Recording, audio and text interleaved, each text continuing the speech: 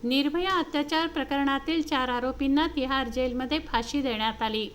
या निर्णयाचं खासदार नवनीत राणा यांनी स्वागत केलंय। समाजामध्ये शांतता व सुव्यवस्था टिकवून ठेवायची असेल तर अशा घटनांना वेळीच आळा बसणं गरजेचं आहे, अशी प्रतिक्रिया खासदार नवनीत राणा यांनी विदर्भ न्यूजशी बोलताना दिली आहे। नमस्कार। आज सकाळी 5:30 वाजता जे निर्भया केसमध्ये जे 4 आरोपींना फाशी दिलेली आहे, आज खरी न्यायालयांचे मनापासून अभिनंदन करण्यासारखं आहे की आमच्या देशामध्ये असे आरोप करणारे कोणत्याही व्यक्तीला ते मर्सी आणि सोडणार नाही आणि प्रत्येक आरोपींना अशी सजा भेटणार आहे। तिची सुरुवात या निर्भया केसपासून सुरू झालेली आहे।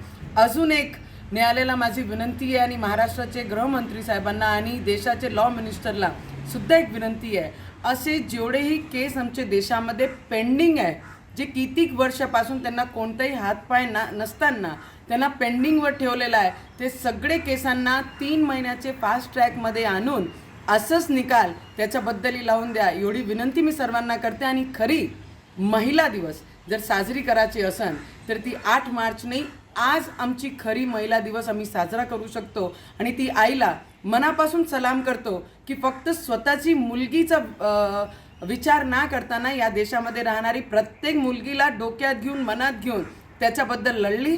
बरेचसे विचार ऐकले, बरेचसे आरोप ऐकले, पण सगळ्यांना बाजूनी ठेवून मनापासून एक ठाम विषय घेतला होता की मी निर्भयासाठी लढणार आहे आणि तिला न्याय देणार आहे। त्याच्यासाठी तिच्यासुद्धा मनापासून अभिनंदन करते आणि सगळी महिलांना आज खरी विमेन्स डे साजरी केली पाहिजे।